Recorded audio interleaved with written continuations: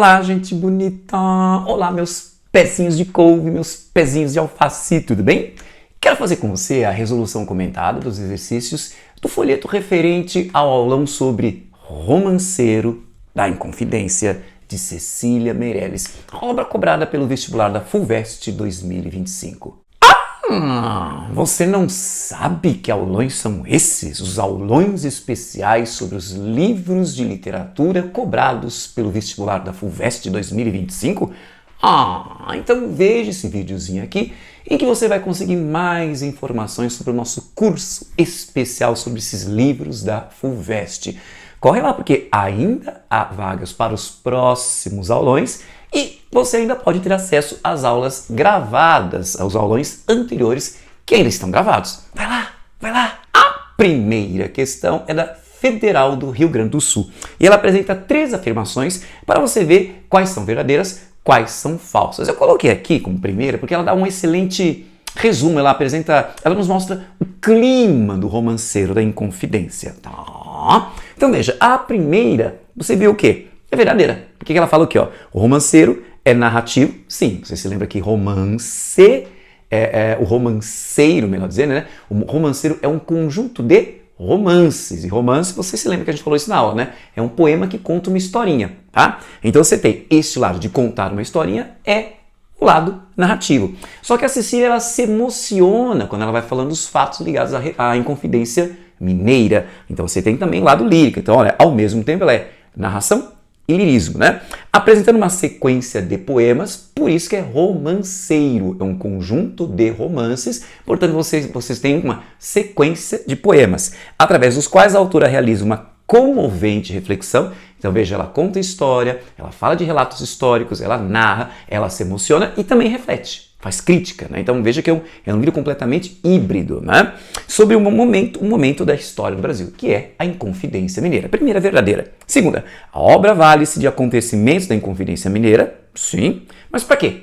Ela não vai ficar só na Inconfidência Mineira, lembra do jeito universal da Cecília Meirelles? Para expor a constituição da sociedade, tá? Como é a sociedade que é baseada na gente que sonha, mas também tem gente muito medíocre, covarde, que, sabe, segura o avanço da sociedade, né? E a atuação do homem. E a partir deles, traçar um retrato da condição humana. Tanto a gente até falou de Nietzsche naquela aula, lembra, né? Que a gente vê que o ser humano é uma ponte entre o divino e o primitivo. Quer dizer, ao falar da Inconfidência Mineira, a Cecília Meirelles ela vai falar da condição humana. O que é o ser humano, tá? Portanto, segunda, também verdadeira. Terceira, então você se lembra, né? É interessante ver de como ela expande, ela transcende, ela vai no além da Inconfidência Mineira. Então, 2 verdadeiras. Terceira, o romanceiro recria a cidade de Vila Rica, hoje Ouro Preto, né? Durante o episódio da Inconfidência, certo? Procurando dar voz, veja como ela é polifônica, são várias vozes que vão se manifestando.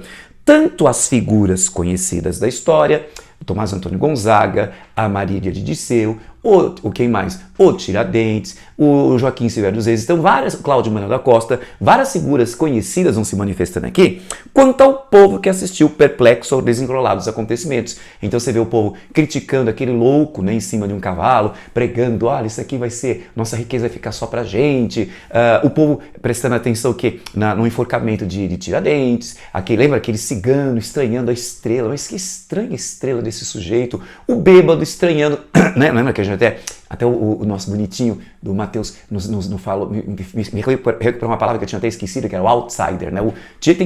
Tem sempre um outsider, alguém que está fora do sistema, alguém que está abaixo do sistema, que consegue falar o que os outros já normalizaram, consegue criticar. Então, engraçado, se ele é o condenado, por que todo esse forfé todo, né? Portanto, essa também está verdadeira. Aí, o que vai acontecer? Portanto, para a primeira questão, você deve ter assinalado aí a letra E. A segunda questão é da FUVEST. FUVEST! Oba! Oba! Chegou uma questão da FUVEST. O que ela nos pergunta? Olha aí. O verso, só se estivesse alienado.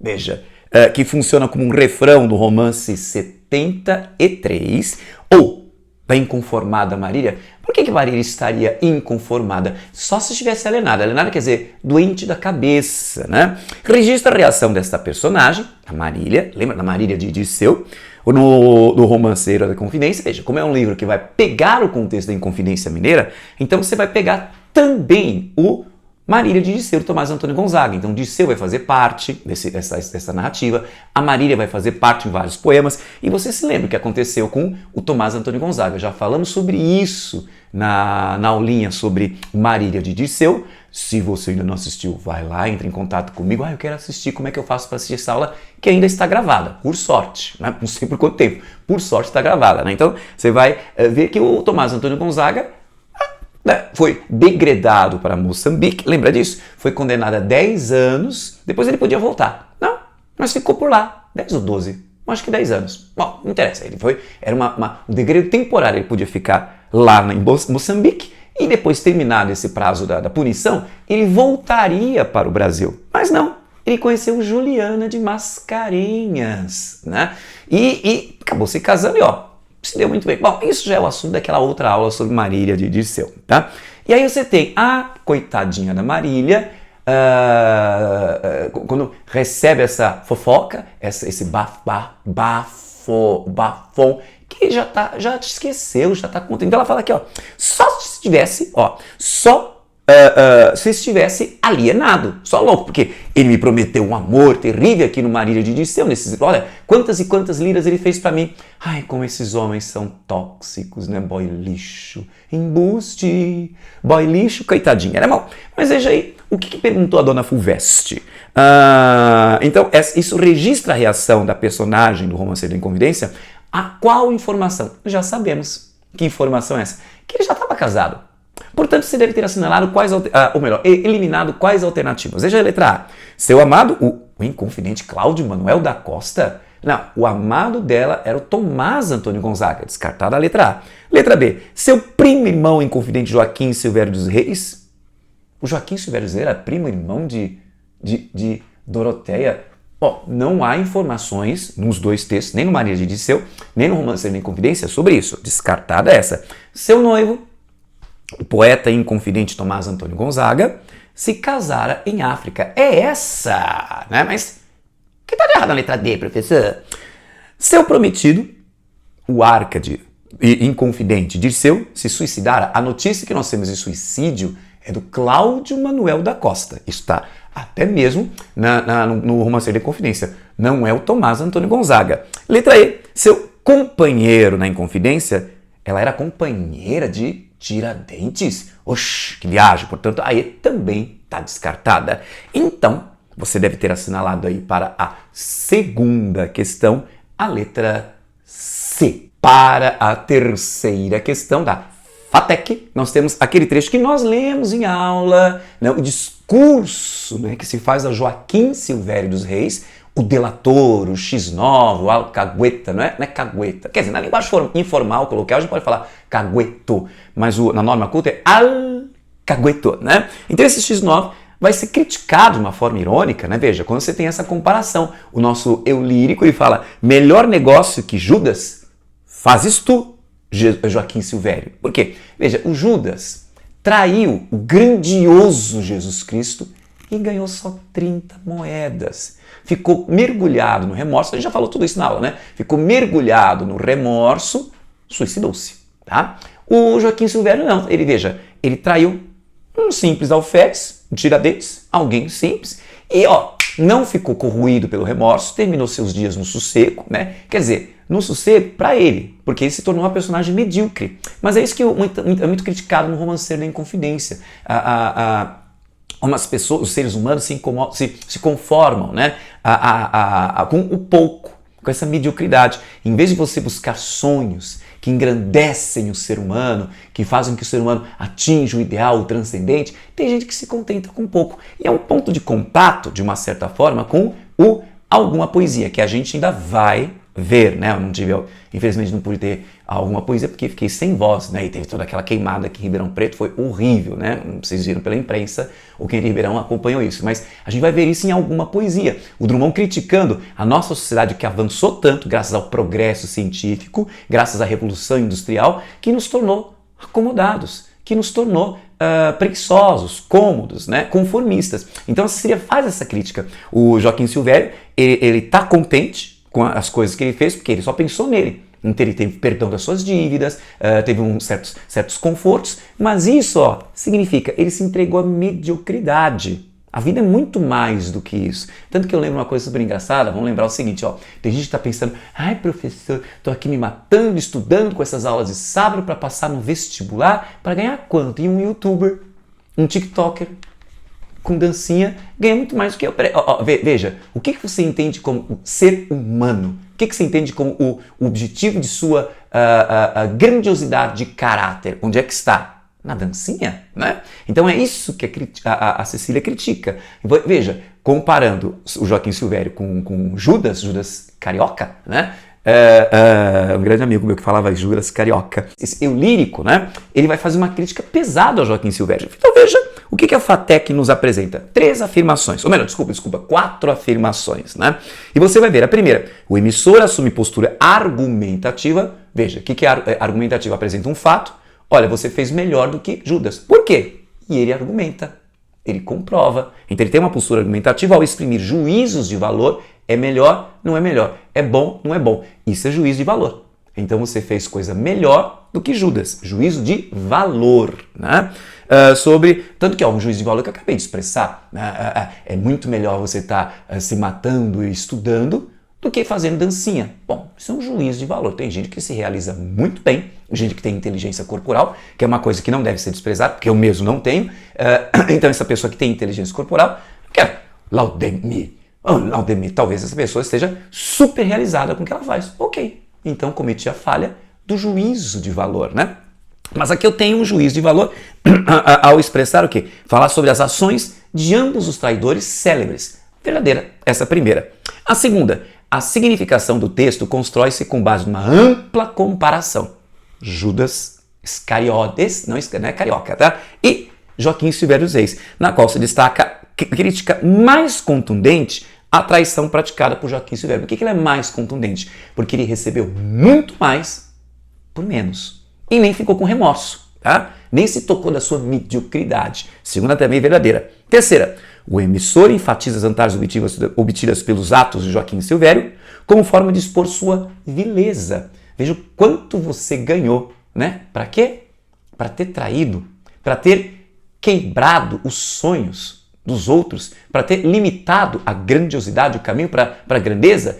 De fato, essa é verdadeira. Quarta, os versos finais postos entre parênteses, lembra que ela tem sempre as coisas que vamos chamar de grafismos, que é um termo que eu vou usar muito naquela aula sobre os ratos. Então os elementos gráficos, pode ser aqui são os parênteses, às vezes é itálico, às vezes o deslocamento de uma estrofe, né? Então mostra uma mudança no tom, uma mudança na perspectiva, quando eu estou contando história, uma mudança na voz. Então olha aí, os versos finais, postos entre parênteses, tá aqui, lembra aquelas frases instagramáveis que aparecem, pelos caminhos do mundo, nenhum destino se perde, aos grandes sonhos dos homens e à surda força dos vermes. Veja que ela fez uma reflexão em cima dessa reflexão. Ela mudou até o tom. Eu estava focado, né? Aqui. A Cecília estava focada no Joaquim Silvério, e esse Joaquim Silvério permitiu esse episódio, né, essa análise da mediocridade, da pusilanimidade do Joaquim Silvério, permitiu que ela expandisse, transcendesse para uma consideração sobre o caráter humano, sobre a sociedade. E o que diz a quarta questão? A quarta afirmação. Os versos finais, postos entre parênteses, contêm um comentário da natureza ética e generalizante que expressa o tema do texto. Também verdadeira. Então, portanto, você deve ter assinalado aí para a terceira questão a letra E. A quarta questão, também da FATEC, aproveitando o mesmo texto, o que ela pergunta? À vista dos traços estilísticos, então deixei de falar sobre conteúdo, elementos temáticos, agora eu vou falar de elementos estilísticos, que são formais. Não esqueça que uma literatura, um bom poema, um bom conto, um bom romance, tem essa relação que torna o texto literário? Não é só o que ele diz, mas a maneira especial como ele diz. Então você sempre responde essas duas perguntas. O que diz o texto, como diz o texto. Então o que diz é o que nós chamamos de aspecto temático, né? Como ele diz, é o que nós chamamos de aspecto formal ou estilístico. Na questão 3, nós respondemos o aspecto temático. O que fala o texto? Agora vamos para o formal. E o bom texto literário casa os dois. Então, o formal é assim por causa do temático. O temático é assim, refletindo o formal. Bom, estão os dois casados, forma e conteúdo, né? Então, a pergunta é a seguinte, sobre o estilo, né, os traços estilísticos, é correto afirmar que o texto de Cecília Meirelles, letra A, representa grande inovação na construção dos versos. Você se lembra que a gente começou a aula falando que ela pertence ao segundo tempo modernista? E, bem, o que caracteriza o segundo tempo modernista? Diferente do primeiro, que foi iconoclasta, entrou rasgando, destruindo a tradição literária, o segundo diz, olha, eu posso ser moderno, sim, recebendo a tradição, usando o legado. Então a gente viu que o Romance da Inconfidência tem versos metrificados, trabalha com o quê? Pega toda a herança medieval, herança árcade, herança, que mais? Herança simbolista, a gente até tocou em romantismo, decadentismo e modernismo, né? Então você tem esse resgate da forma tradicional apresentada de maneira, né, modernista. Então você tem inovação na construção? Não, tá errada essa. Bom, letra B. É despida de sentimentalismo? Eu fiquei tão na dúvida. Tá, ela se emociona, mas o sentimentalismo é o exagero da emoção. Tá, então, é verdade. Não é despida de sentimento, ela é lírica. Agora, sentimentalismo, o ismo, às vezes aponta para um excesso. Não tem isso, sentimentalismo. Ela é despida é nu. Você vai despir, quer dizer, é nu. Ela está nua, você não tem esse sentimentalismo. E, veja, pauta, lembra o papel pautado? Tem aquela risca que te orienta, pauta é isso, que te orienta, lembra? Não sei se você é dessa geração, né? Vocês são geração Nutella, não sei se já escreveram lá no Fundamental em papel pautado. Tem um papel que não tem pauta, tem um papel que tem a pauta, aquele tracinho ali vermelho, que vai orientando onde é o começo da margem. Então, pautar quer dizer orientar. Então, veja, ela é orientada, ela é pautada pelo culto formal. Quer dizer, ela é como se fosse uma parnasiana super obcecada pela forma do poema. Não, isso não é Cecília Meirelles. Simula um diálogo, olha, ele está começando, melhor negócio que Judas fazes tu. Olha o uso do tu. Eu estou conversando com ele, né? Então simula um diálogo, né? Porque a Cecília escreve isso no século XX.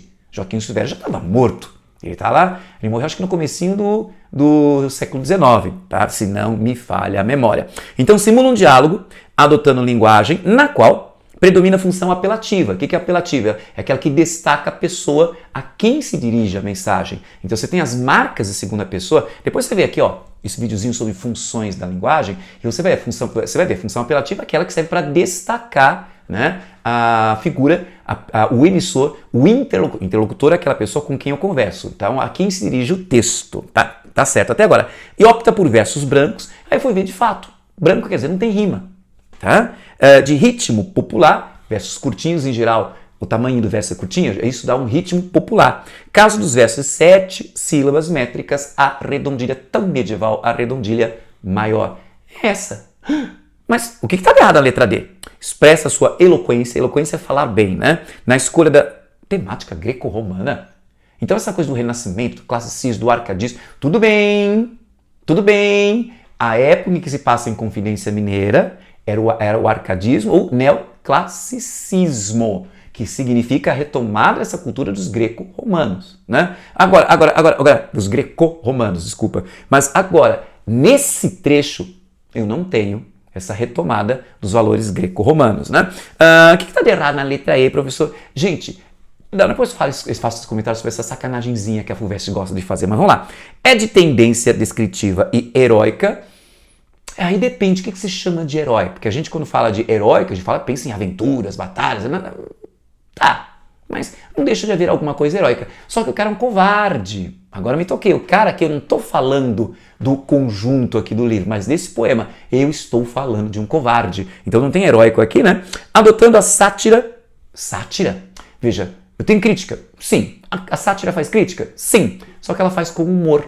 E aqui eu não tenho o elemento humorístico. Por isso que está errada a letra E. Então, para a quarta questão, você deve ter assinalado aí a letra C.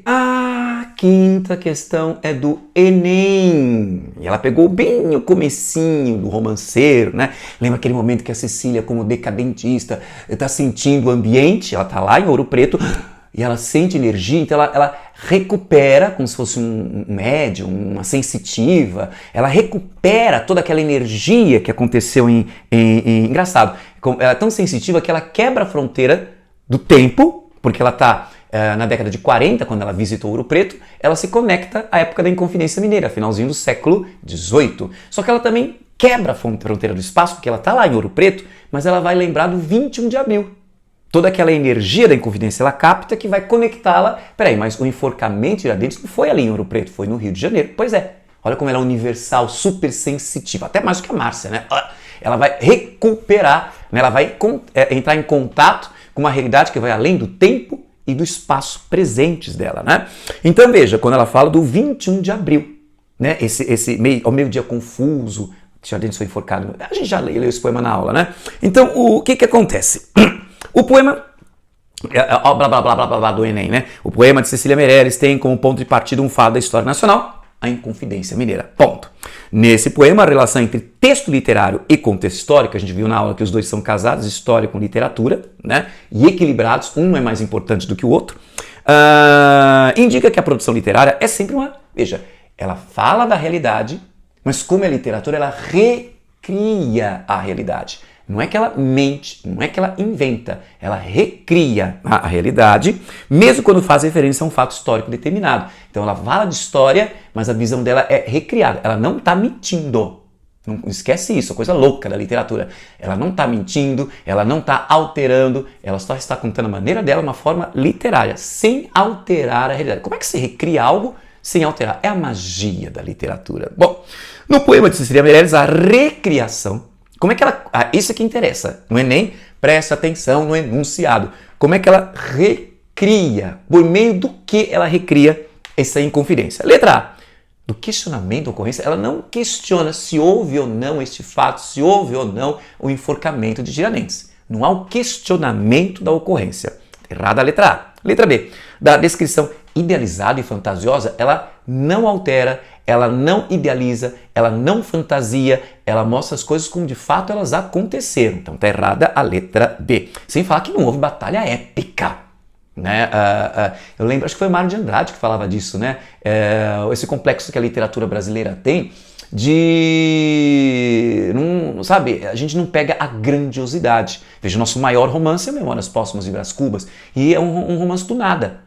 Então a literatura brasileira não tem essa coisa das grandes aventuras, das grandes narrações, como você pega, por exemplo, você pega o Fausto, de Goethe, né, na Alemanha, você pega o Conde de Monte Cristo, Os Miseráveis, lá na França, você pega o Morro dos Ventos Uivantes, na Inglaterra. Então você tem muitas aventuras, muitas aventuras. Aqui não, né? Então você tem batalha épica, esquece essa, não é a cara da literatura brasileira. Letra C. Então B está descartada, vamos à letra C. Da recusa da autora de inserir nos versos o desfecho histórico. Ela não se recusou, tanto que ela falou aqui. Qual foi o desfecho da Inconfidência? O enforcamento de Tiradentes. Ela não se recusou a falar sobre isso. Ela apresentou esse fato. Meio-dia confuso.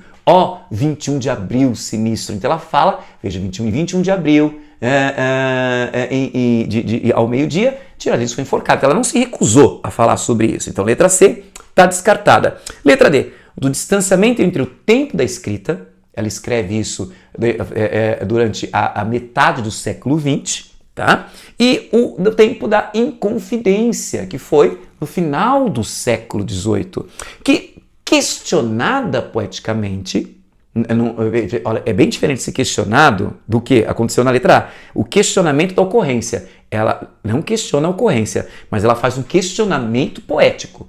São coisas diferentes. Então ela faz esse questionamento, ela reflete o porquê desses fatos, por que isso acontece, né? Que intriga aconteceu, que teceu, que montou, que provocou essa tragédia Tiradentes. Então, questionada poeticamente, alcança sua dimensão mais profunda. Veja, ela sempre transcendendo a partir dos fatos históricos muito específicos. O que foi que ela transcendeu aqui? Veja, lá em 21 de abril, no finalzinho, 1792. E veja, lá em 21 de abril, me corrija se eu errei a data, né, se eu errei o ano, né? Então, veja, era tanta confusão, era uma coisa que agitou tanto, e hoje o tempo passou e tem gente que nem lembra. O que é esse feriado 21 de abril? Então, tudo cai na mesma cova do tempo. Estava super separado. Um lado, a colônia, do outro lado, o império. Um lado, os traidores, do outro lado, os traídos. De um lado, os grandiosos, do outro lado, os medíocres, né? De um lado, os condenadores, do outro lado, os criminosos. Hoje, a tinta das sentenças, estou do lado dos poderosos, e o sangue dos enforcados, estou do lado dos fracos. Ou, de um lado, os opressores, e do lado, dos oprimidos. Hoje, muito tempo passou e, tudo isso, o tempo destrói, acaba com tudo. Isso tudo está esquecido, caiu, como ela diz, tá tudo na mesma cova do tempo. Tudo se igualou, né, nessa distância do tempo, né? Portanto, essa que está certa. Mas, professor, o que está errado na letra E? Veja aí. Do caráter trágico, que mesmo sem corresponder à realidade, não esquece nunca isso. Cecília Meirelles não altera os fatos históricos no Romanceiro da Inconfidência. Então, você tem, sem corresponder, ela corresponde fielmente à realidade. Portanto, para a quinta questão, você deve ter assinalado aí a letra B. A sexta questão é mais uma da Dona Fulvestre. Então, olha que bonitinho. Não esqueça, sempre leia atentamente o enunciado. Então ela fala o seguinte, que o Romanceiro da Inconfidência tem como tema principal, como é que ela fala? Tem como referência nuclear. O Fulvestre gosta de um vocabulário diferenciado, né? Ela quer ser uma prova diferenciada. Então a referência nuclear é a frustrada rebelião na Vila Rica, a Inconfidência Mineira, né? Ou a Conjuração Mineira.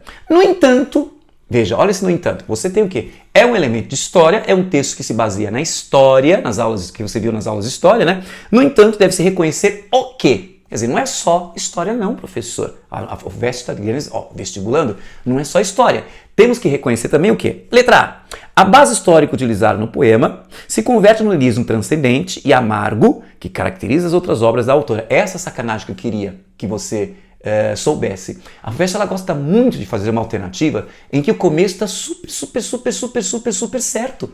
Então aquele aluno que está apressado, porque eu não sei quem foi que inventou essa conta aqui, cada questão você tem que gastar 3 minutos, então eu quero economizar o tempo aqui, a pessoa lê rapidamente, opa, esse comecinho está certo, pá, já assinala essa. E a sacanagem da Fulvestre, no finalzinho, tem um detalhe, uma palavrinha, uma coisica de nada, coisica de nada, que está errado. Veja, tem momentos em que a Cecília é amarga no Romanceiro, mas isso não caracteriza as outras obras dela. E você nem tem obrigação de saber sobre essa característica das outras obras dela, né? Seria injusto marcar como forçar você a conhecer isso. Então, letra A, descartada. Letra B.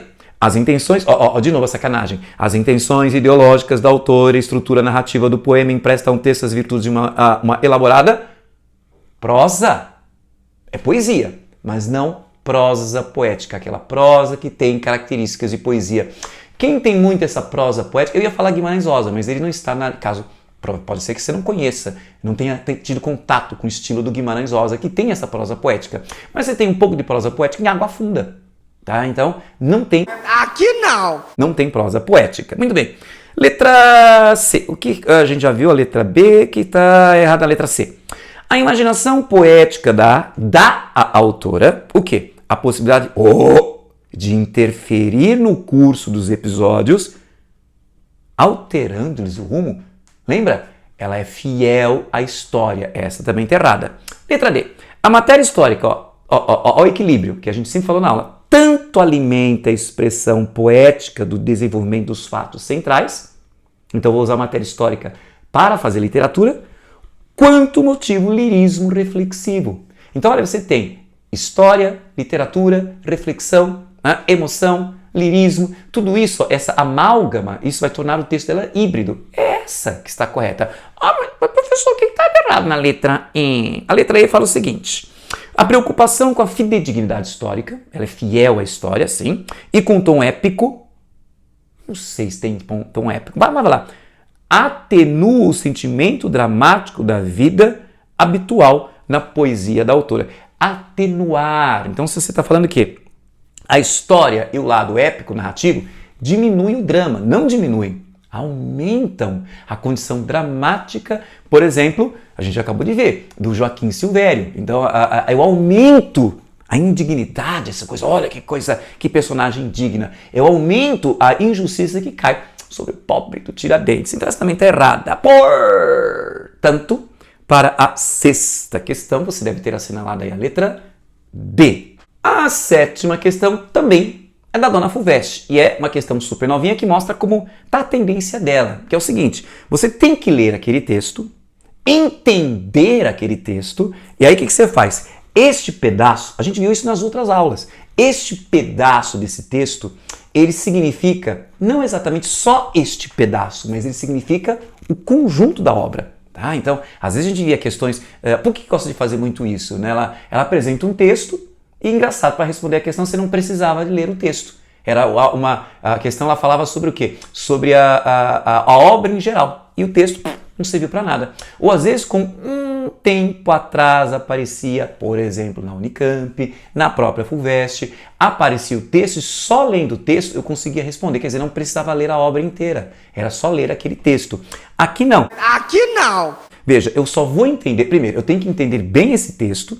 No momento que eu entendo, eu consigo achar rapidinho a resposta, nem olho para as outras alternativas. Só que este conjuntinho aqui só vai funcionar, a compreensão deste conjuntinho aqui só vai funcionar se você tiver a noção ou melhor, a compreensão deste pedacinho aqui só vai funcionar se você tiver a noção do conjunto. Então quando ela fala assim, ai palavras, que estranha potência vossa. Qual que é a potência estranha das palavras? Tanto que a gente fez até aquela comparação com o filme Conan, o Bárbaro, né? O poder da palavra vale mais do que a espada, vale mais do que o ferro, né? Porque veja, o que acontece é que essa palavra, a palavra da Inconfidência Mineira, essas palavras que são feitas dos ideais do iluminismo, eles são expressos por meio de palavras, que são escritas, essas palavras. Chegam ao Brasil, são discutidas por meio de palavras. Elas vão inspirar pensamentos, ideias, palavras. Né? Pensamento é feito de palavras. Né?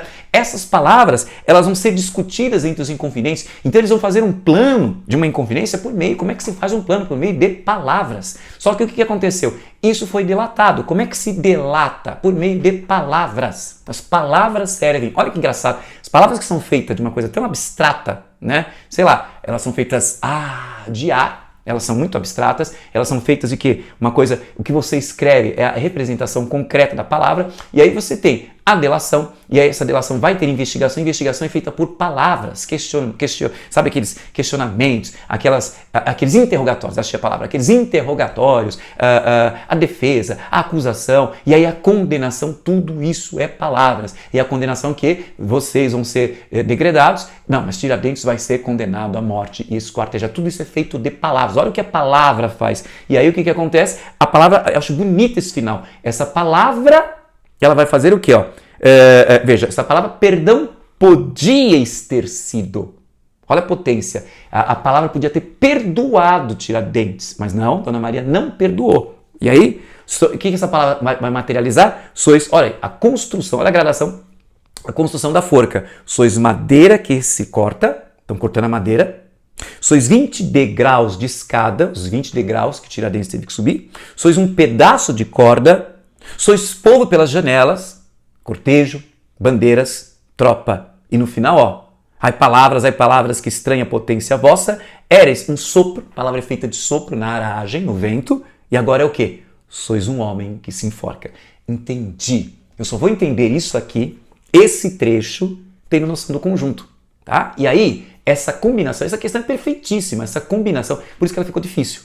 Foi uma questão que teve deu muita dificuldade para responder. Então, a Fulvestre, ela pergunta essencialmente isso. O que é essa estranha potência da palavra? Veja, uma potência, quando se fala de uma potência, algo que pode fazer, eu penso no ferro, eu penso no dinheiro, eu penso na prata, eu penso no ouro, eu penso em tanta coisa material, isso é que é potente. Não, a palavra é mais potente ainda, né? Então, essa estranha potência, por quê? Porque você tem o quê? Decorre, né, de uma combinação entre o quê? Fluidez nos ventos do presente, a fluidez tanto presente quanto passado, tá? Mas veja, faz sentido, tem a ver, tem lógica quando eu penso na palavra, tá? E veja, e conteúdo fixo no passado, faz sentido, tudo bem, mas não tem nada a ver com o poema e o conjunto de onde ele veio. Então tem que lembrar deste poema. Veja, conteúdo fixo no passado até faz sentido. Se eu não estou falando desse poema, se eu não estou falando do Romanceiro em Confidência. Por isso, por isso que é a dificuldade. Essa tá certa, mas não tem nada a ver com o poema. Tá? Então, descartada a letra A. Né? Você entendeu, né? Por isso que eu tive que ler e explicar direitinho o poema, você perceber, nossa, só pode ser a letra B. Que é o quê? A forma abstrata no espaço, quando a gente fala aqui, isso é muito abstrato, ela é abstrata, só que a presença dela concreta na história. Você tem a presença, você tem Inconfidência Mineira, você tem iluminismo, você tem a delação, você tem a derrama, você tem que mais? A devassa, você tem o julgamento, você tem condenação, você tem tudo isso é concreto, está presente na história. Né? Portanto, é a letra B. Era só ter entendido bem o texto. Tanto que as outras, até que elas têm lógica, elas estão corretas, mas não tem nada a ver com o poema. Veja aí, leveza impalpável na arte, sim. A arte é algo tão impalpável muitas vezes, e os documentos eles são, o que ele apresenta aqui? Vigor, eles são firmes, são rigorosos, né? Isso é verdade. Isso é verdade, não tem nada a ver com o poema. A letra D. Veja, a palavra tem uma sonoridade ruidosa, nos ares ela é sonora, olha o barulho que eu estou fazendo, preciso de um microfone, só que no papel ela é estável, ela é fixa. Isso é verdade, não tem nada a ver com o poema. A letra E, lirismo irrefletido, aí não, né? A Cecília não faz esse lirismo que ela não pensa. Veja que o poema é super planejado, foram 10 anos de estudo, não é. Lirismo irrefletido. Veja que a gente dividiu o poema em 5 partes, você tem determinados tipos de poema, então ela reflete, ela planejou, ela tem, como se fala muito nas redações de vestibular, ela nos mostrou um projeto de texto, portanto essa está errada. Então, para a 7ª questão, você deve ter assinalado aí a letra B. 8ª questão. A dona Fuveste, eu lembro muito bem, né? Dando uma alfinetada nos governos de extrema direita aqui do Brasil. O que aconteceu? Ela vai pegar o Aldir Blanc, um cara que foi bastante crítico em relação à ditadura, e o Aldir Blanc ele vai fazer uma canção que vai engrandecer o Tiradentes. Então, essa cançãozinha aqui, chamada Alferes, de 1973, a Fuveste pegou para você fazer uma comparação com o Romanceiro, tanto que ela cita a própria Cecília Meirelles. A imagem de Tiradentes, que a canção nos mostra, a quem Cecília Meirelles qualificou de o Alferes, olha aí, a Cecília é sempre preocupada com o transcendente, o alferes imortal, a imagem que é radiosa expressão dos mais altos sonhos dessa cidade, do Brasil e do próprio mundo. Cecília sempre transcendendo, usando o romanceiro para ir além, né, dessa nossa condição limitada e medíocre, né? Isso ela falou numa palestra em Ouro Preto, torna a aparecer como símbolo da luta pela liberdade em vários momentos da cultura nacional. Então veja, há uma luta da liberdade, que foi em Inconfidência Mineira, tá? Esse mito foi retomado pelo início da República, outra luta pela liberdade. A Cecília, inspirada numa crítica a Getúlio Vargas, começa a escrever o Romanceiro em Confidência numa crítica também nessa defesa nessa luta, né? Nessa defesa pela liberdade. E aí o Aldir Blanc, em 1973, retoma isso de novo pela defesa contra a opressão, e a dona Fuveste, em anos terríveis, aqueles anos sombrios que nós tivemos há pouco tempo, então ela joga isso aqui para retomar. Então isso é uma coisa que sempre faz parte da cultura nacional, porque a tradição brasileira não é democrática. Infelizmente nós temos um genoma muito fortemente autoritário. Isso faz parte da nossa constituição cromossômica, infelizmente. Mas, vamos lá, estou viajando. Vamos voltar aqui. Foco, Laudemir, foco. Os versos do letrista Aldir Blanc evocam em novo contexto. Leia sempre atentamente o enunciado. Em novo contexto, o Marte Sonhador, para quê? Por que eu estou trazendo de volta, em novo contexto, 1973, o Tiradentes? Para resistir ao discurso que... Veja, estamos em 1973, o Aldir Blanc vai resistir a qual discurso? Das ligas politicamente engajadas? Não, pelo contrário, né? Ele está alienado a essas ligas engajadas. Engajado é aquele que está preocupado com problemas sociais, né? Então, letra A descartada. Letra B, da historiografia que minimizou a importância de Tiradentes. Responder isso é não ter entendido é não ter entendido o Romanceiro da Inconfidência, é não ter entendido o poema do Aldir Blanc e as dicas que o enunciado da FUVEST nos deu. 1973. Não estou preocupado com historiografia, esquece isso. Letra C. Aquilo que eu já fui preparando, não tirei da minha cabeça isso não, meus amores. Está no enunciado, né? Vocês já perceberam. O autoritarismo, então você tem, ele vai resistir ao autoritarismo e opressão próprio da ditadura militar. Tanto que ele diz, em novo contexto. Então isso era da Inconfidência Mineira, é contra o autoritarismo português. Agora, em novo contexto, eu vou fazer com que eu demonstro uma resistência ao autoritarismo da ditadura militar, que foi de 1964 a 1985. É essa a alternativa. Mas o que está de errado na letra D, professor? Veja, ele não está resistindo ao discurso dos Árcades. Veja, novo contexto. Árcade é século XVIII. Essa canção é de 1973, é um novo contexto em que ele está, década de 70.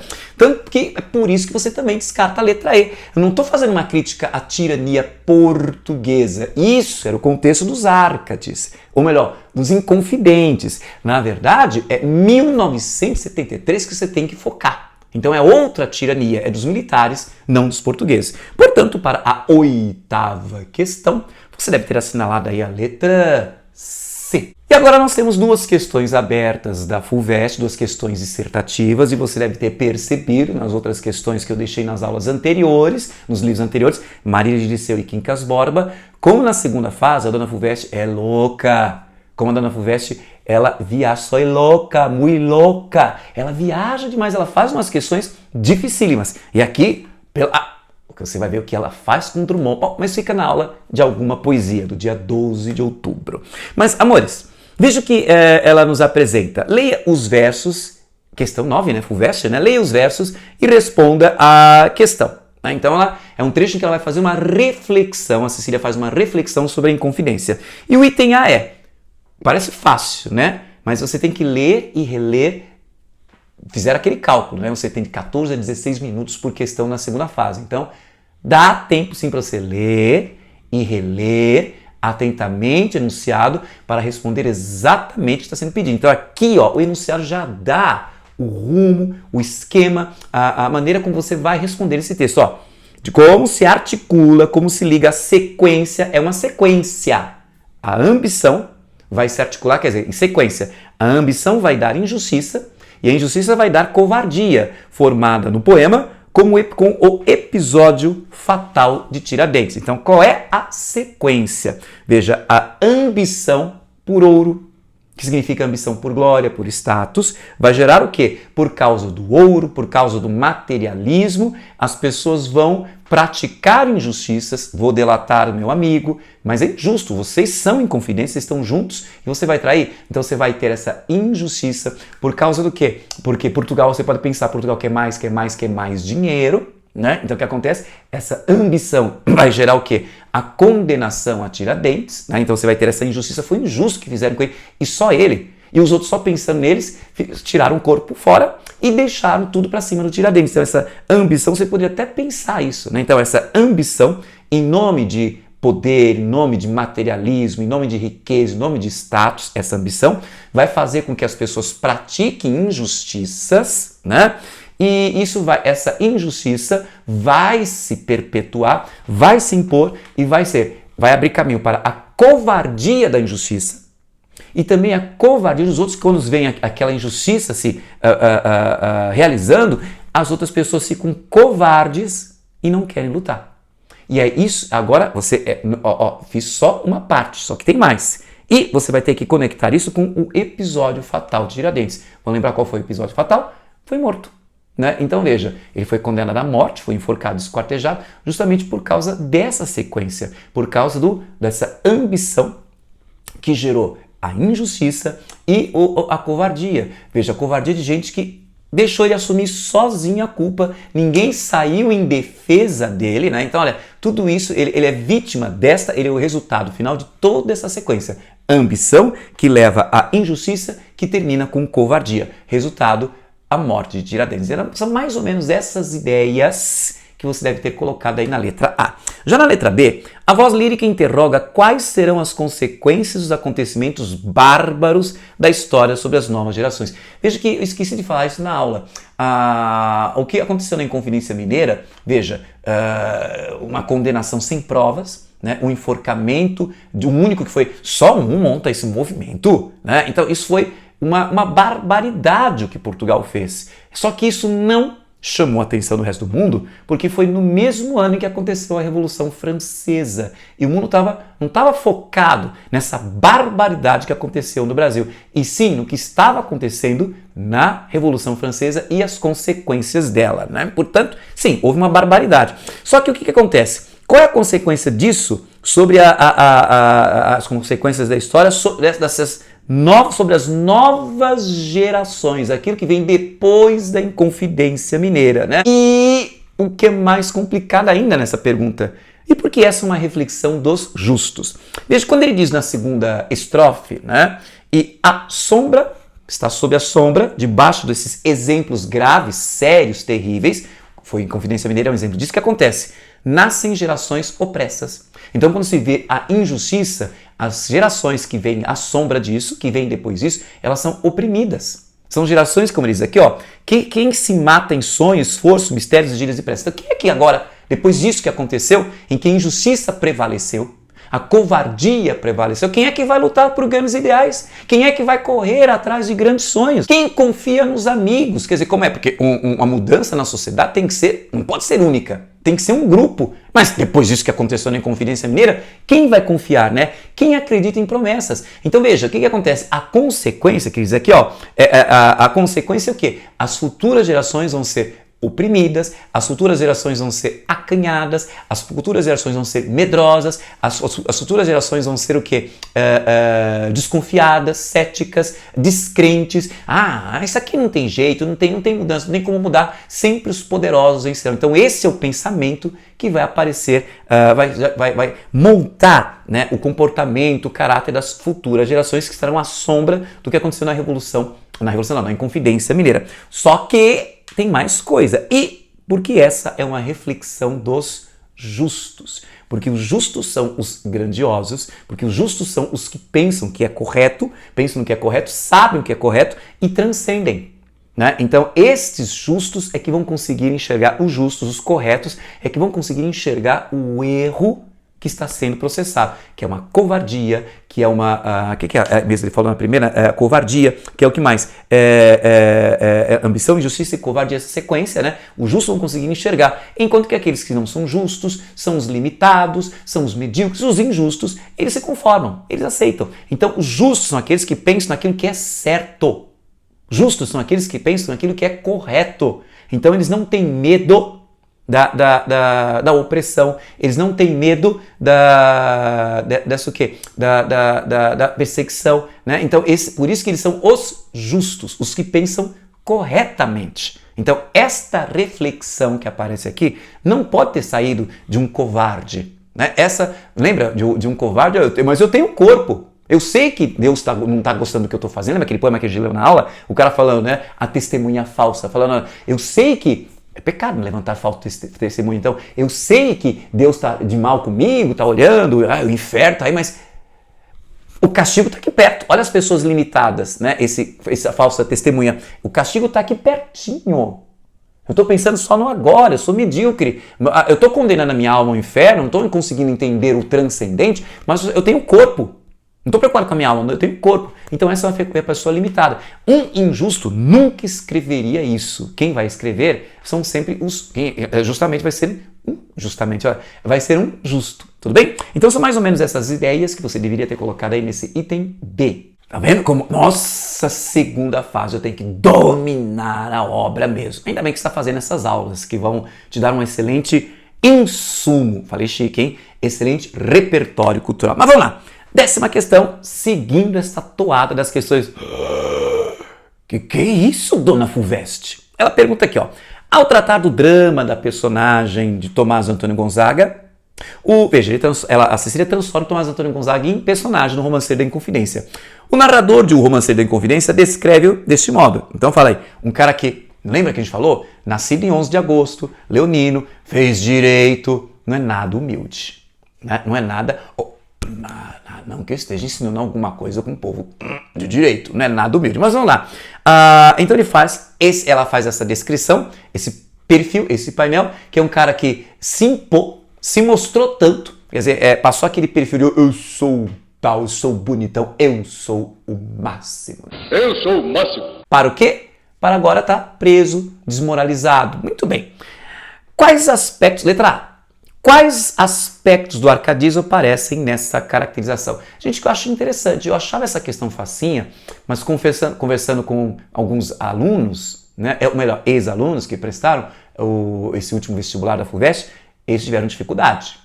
Tá? Então, você tem aqui, ó, o que você tem que é a cara do arcadismo? A referência à lira, as liras de Maria de Disseu, né? Você tem mirar-se, tô pegando aqui na primeira estrofe, veja o quarto verso ele fala de lira, no quinto verso se fala do quê? Mirar-se nas águas, lembra? A Cecília ela leu tanto esses arcades que incorporou a linguagem deles.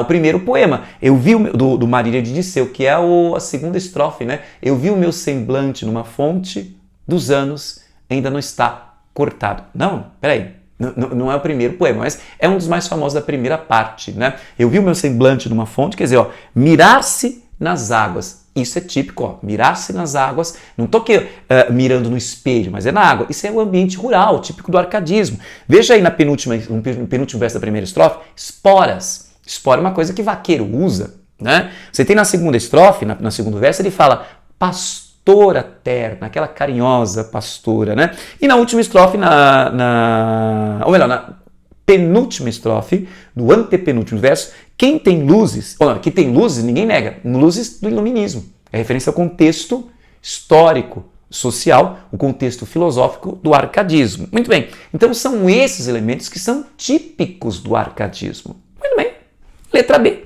Em que medida o poema de Cecília Meirelles contradiz esses aspectos? Porque todos esses elementos, né, no arcadismo, eles funcionam como uma chave positiva. São elementos que engrandecem o Tomás Antônio Gonzaga. Só que aqui nesse poema, eles vão servir para diminuir o Tomás Antônio Gonzaga. Então mudou a chave. Porque na verdade esses elementos servem servem para diminuí-lo. Ele era tão grandioso, tinha tudo isso, agora não tem mais nada. Então aqui esses elementos eles vão ser invertidos, eles vão ter uma mudança de valor. Se no arcadismo isso aqui serve para engrandecer a pessoa, aqui não, serve para diminuí-la, para mostrar, ó, o que você perdeu. Você teve tudo isso, agora, só para ficar cutucando, ó, não tem mais nada. Tanto que as pessoas estão falando disso, é só você ler direitinho o poema e perceber. As pessoas, quando falam disso, desses aspectos positivos, quando elas estão mencionando, veja, faça a comparação. Quando Tomás Antônio Gonzaga mencionava essas coisas, era para ele se engrandecer. Quando as pessoas estão comentando isso, aqui é o comentário das pessoas. Lembra que a Cecília é polifônica. Então ela vai colocar as vozes das pessoas. Quando elas citam isso, não é para engrandecê-lo, é para diminuí-lo, para mostrar, destacar a sua queda, aquela coisa, coitado do Tomás Antônio Gonzaga, tão grandioso, agora vê no que deu. Então, são mais ou menos essas as ideias que você devia ter colocado aí nesse item B da questão 10. Enfim, esses são os elementos mínimos que eu queria que você tivesse em mente em relação às questões do folheto, do aulão sobre Romanceiro da Inconfidência de Cecília Meirelles, cobrado pelo vestibular da FUVEST 2025. Espero que minhas orientações tenham ajudado, tá bom? Se você tem mais alguma dúvida, não hesite, entre em contato comigo que terei o maior prazer em dirimi-la. Olha como eu falo bonito, tá? Bom, e não esqueça da nossa próxima aula, né? Então aguardo vocês no próximo sábado com o Nós Matamos o Cão Tinhoso. Se você ainda não está inscrito nessa aula, entre em contato comigo e venha fazer parte desse nosso encontro prazeroso dos sábados. Um beijo e até lá!